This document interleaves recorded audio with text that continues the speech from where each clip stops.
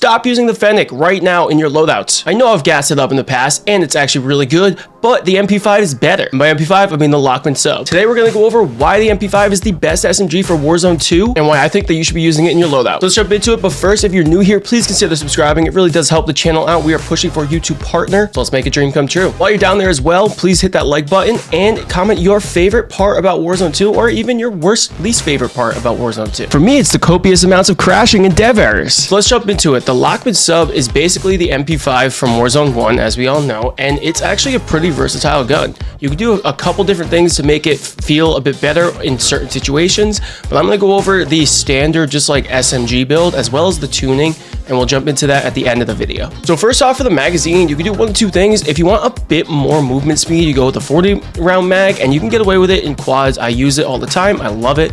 But if you want that a bit extra ammo in the reserves, then you go with the 50 round drum instead. So 40 round mag there. Now for the munition type, I don't know what's good. I think there's a bug in the game right now because I don't have the armor piercing rounds unlocked when I should.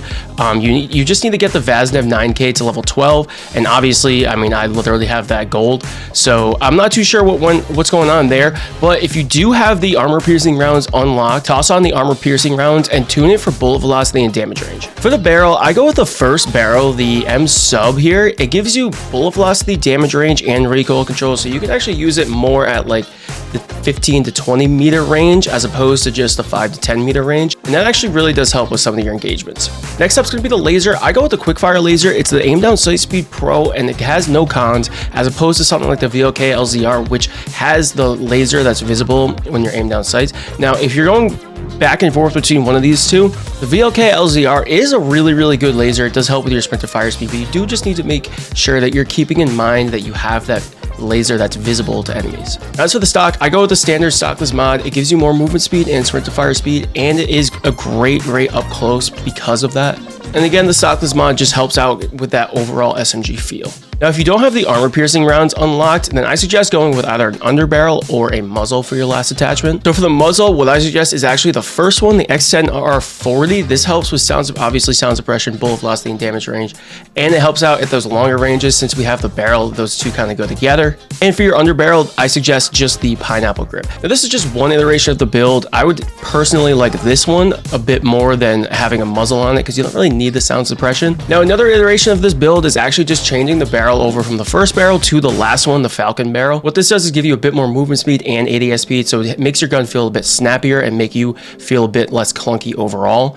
I suggest this if you're going with the 50 round mag drum, just to get a little bit extra movement speed, and really you're only going to be using this at close range, so keep that in mind when it comes to shooting people over 15 meters. Now finally, let's jump into the tuning for these attachments. You can't tune the magazine or the laser, so it's really just going to be the barrel, underbarrel, and the stock. So for the pineapple grip, what I suggest is actually going to be the aim down sight speed and the hip walking speed. It's kind of a weird combination, but these guns don't really have much hip fire recoil anyways, so you don't need that extra hip recoil control. And aim down sight speed is obviously super vital in this game. So I'm gonna start with the FALCON barrel because we have it on already, and what you're gonna do here is tune the bottom slider to damage range and the top slider to aim walking speed. So this is gonna give you a bit of strafe speed, and you don't really need the recoil steadiness because you're not using this over 10 to 15 meters anyways.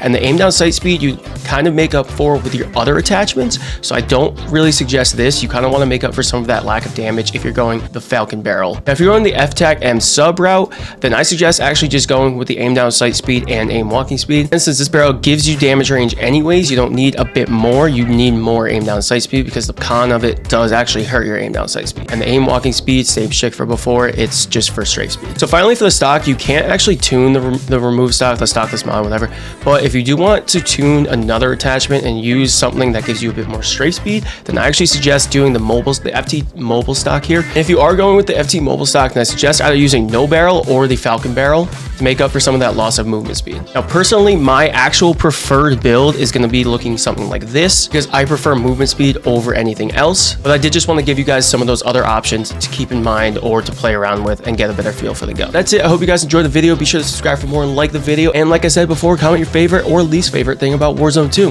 Thanks, and I'll see you in the next one.